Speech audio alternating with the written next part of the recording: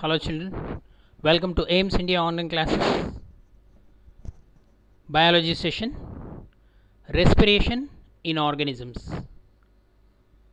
So in the last class we have discussed about what is respiration, what are the types of respiration, that is aerobic and anaerobic respiration. In the anaerobic respiration, the types also we have discussed. What are the types of anaerobic respiration, children? Lactic acid fermentation and alcoholic fermentation. Okay, what is the concept there? The glucose, the substrate which breaks into pyruvic acid during glycolysis. If oxygen is available, that pyruvic acid is converted to carbon dioxide and water and release huge amount of energy during aerobic respiration. Whereas during anaerobic respiration, if the oxygen is not available, the fate of pyruvic acid is of two types. Either it may be converted to lactic acid and carbon dioxide in lactic acid fermentation, or into ethanol and carbon dioxide in the alcoholic fermentation. Alcoholic fermentation occurs in the presence of yeast, whereas lactic acid fermentation occurs in the presence of lactic acid bacteria or some anaerobic bacteria like Clostridium bacteria, which may cause tetanus disease, where lactic acid formation takes place. Lockjaw disease, isn't it? Next, so let us go for today's class more about this fermentation. Respiration in yeast. Yeasts are eukaryotic single-celled microorganisms belonging to which kingdom? Fungi kingdom. Fungus, unicellular fungus. They are used for several purposes in the food as well as in beverage industry. Okay, in the food example, bread and cakes, they are the bakery products available by, that's why this yeast is also called as baker's yeast. Baker's yeast belongs to Saccharomyces family of fungi. In the fungus kingdom there are several families are there, groups are there. Basidiomycetes, okay, mushrooms belongs to that Basidiomycetes. So Saccharomycetes, unicellular fungi, yeast belongs to. So these yeast are used in bakery industry. They are called brewer's yeast. It is used in the beer industry and in wine fermentation. Since they can survive in the absence of air or oxygen, they can even break down the glucose into alcohol, carbon dioxide and energy in the absence of oxygen, and hence undergo anaerobic respiration. Okay, the carbon dioxide released in the process makes bread and other baked food it's spongy.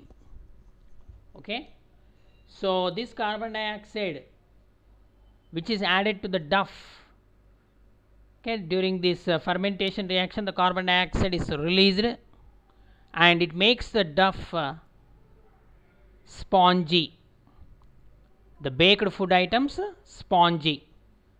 So here see the layers, the yeast cells occurs in the form of layers.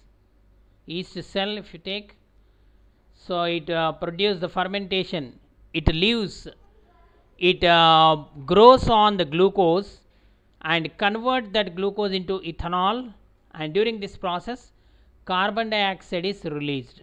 Carbon dioxide is released. This is called the alcoholic fermentation, where the glucose is converted to ethanol by yeast.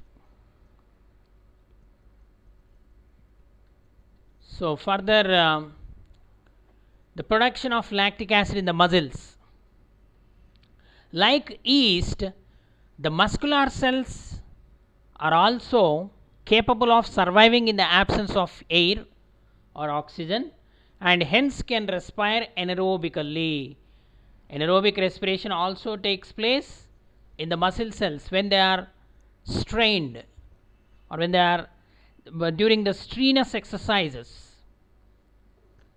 isn't it? You might have experienced when you walk for a long distance or when you run for several times, when continuously the muscles work. So at that time the oxygen is not available to the muscles, but energy is required for the muscles. So that energy, small amount of energy, is produced by undergoing anaerobic respiration. Okay. So but these muscles can respire anaerobically only during temporary deficiency of oxygen, only for short time. For instance, heavy exercise like cycling, walking, heavy weightlifting, fast running, and many more require heavy supply of oxygen.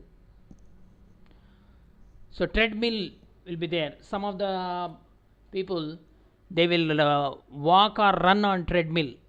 Okay, some meter will be there, some ribbon or some tape will be there, so it will roll. Okay.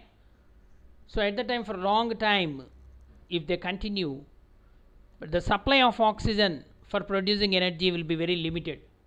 Okay. So here the glucose in the muscles, what happen in the absence of oxygen, converted to lactic acid and small amount of energy is released. So this is also come under the lactic acid formation, anaerobic respiration, because in the absence of air or oxygen is taking place, anaerobic respiration muscles. So it's oxygen debit, it is also called. The insufficient oxygen or vigorous muscle contraction leads to insufficient oxygen availability, which converts the glucose into lactic acid and energy is released. So this lactic acid is accumulated in the muscles, which lead to fatigue.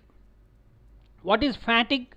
A fatigue is a painful situation or condition where high concentration of lactic acid is accumulated in the muscles.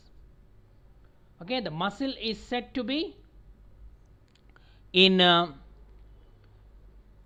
oxygen debit condition. Okay. So this condition will be automatically rectified when the muscle has given rest. When it is given rest, automatically the lactic acid will be eliminated and the muscle will respire normally with the presence of oxygen, and energy requirement is fulfilled. Okay children, this is also an example of which type of respiration? Anaerobic respiration. The muscles respire under strenuous condition anaerobically in the absence of oxygen and produce lactic acid and small amount of energy. So this is a kind of anaerobic respiration. So let us proceed to the process of breathing. What is breathing? How the oxygen is available for us? Oxygen is available in the process of breathing. Breathing is a physical phenomenon where we will take in air and give out air. Okay. The process of respiration requires oxygen to break down food and convert it into energy, along with the release of carbon dioxide gas. For this purpose, what we need? We need a medium for taking in oxygen. isn't it? We need a medium for taking in oxygen and expelling out the carbon dioxide gas. So this purpose is solved by a process called breathing. Okay, what is breathing now? Let us define. The process of taking in oxygen rich air and giving out air rich in carbon dioxide is referred to as breathing. Breathing is a process of taking in oxygen rich air and giving out the air rich in carbon dioxide. So it is a physical phenomenon. See the image here. So the person is taking in the blue color arrow mark representing inwards, taking in air. So that air is going into the lungs. Okay, where in this breathing process there are several organs. That's why we are calling it as respiratory system. What is the respiratory system? The system which performs respiration is called a respiratory system. A respiratory system consists of or made up of different organs like lungs, the diaphragm, the ribs. These are all the organs which involve in the process of respiration. Okay, so let us see how the breathing process takes place. It is not a simple process. It is an endless process that continues throughout the life of a living organism, isn't it? From birth to death, we will breathe. The process of breathing is carried out fluently using the respiratory organs. The process of breathing in oxygen rich air through the respiratory organs is called inhalation. Okay, breathing occurs in two phases. The first phase is inhalation, then the second phase is exhalation. Okay, what is exhalation? The process of breathing out carbon dioxide rich air through the respiratory organ is called exhalation. Okay,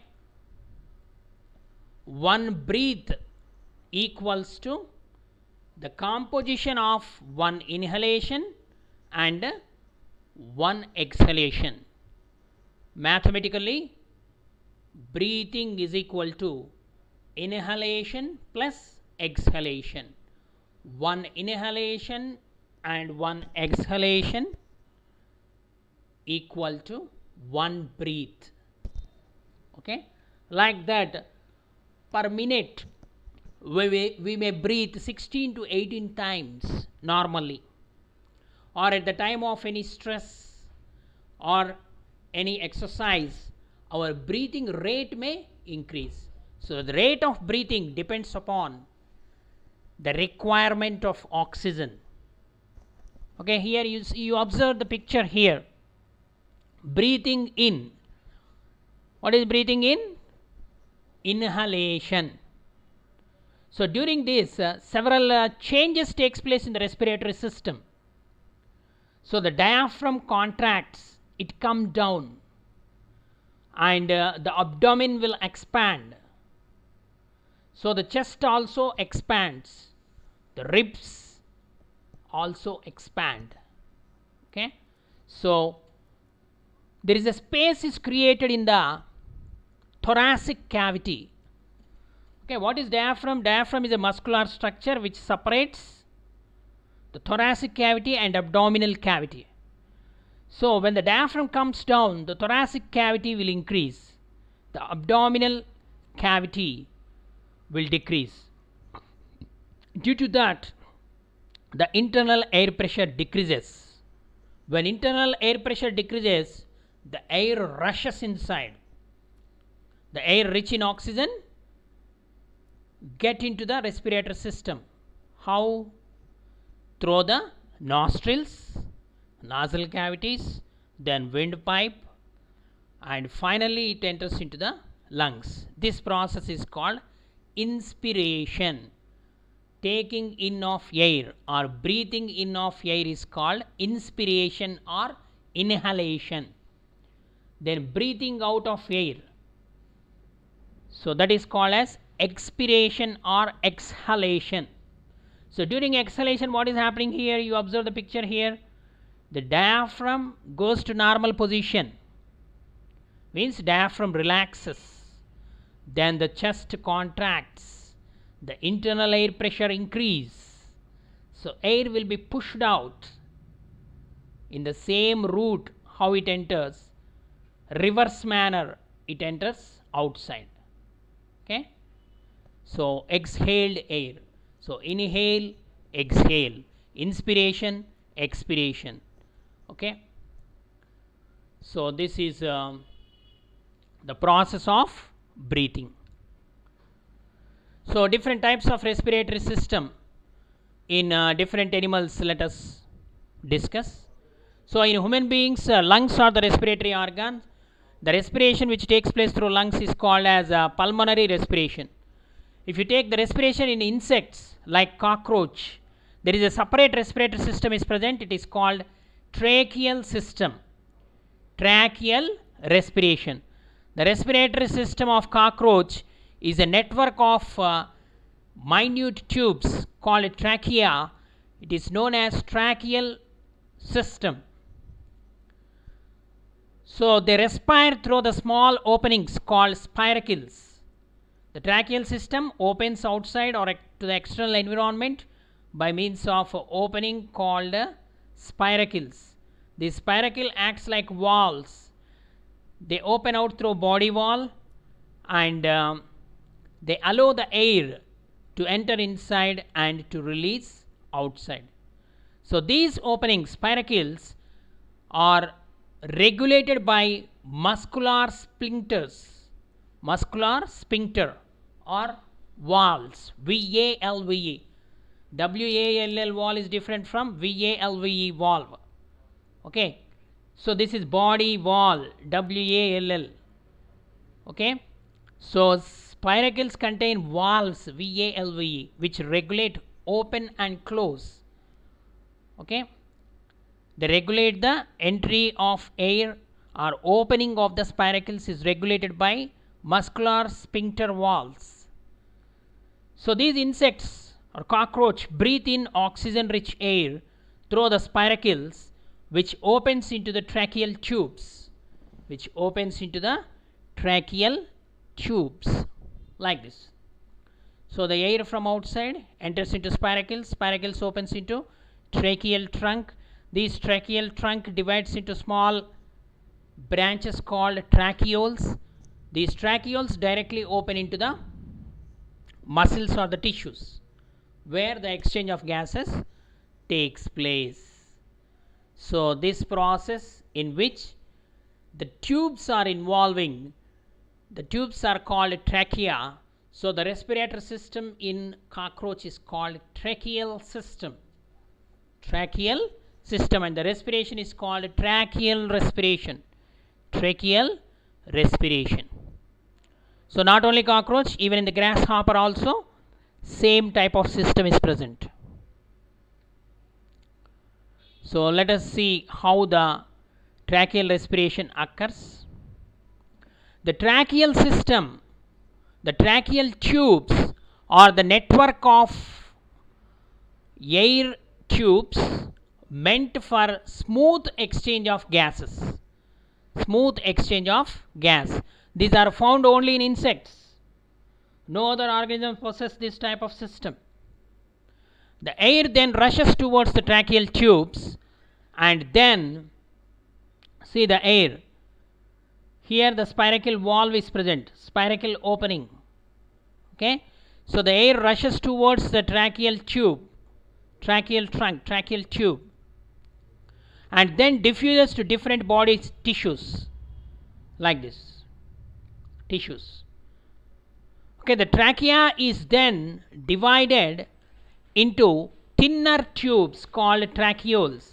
So here they are wide, they are large. but they are divided into small, just like blood vessel divides into small capillaries.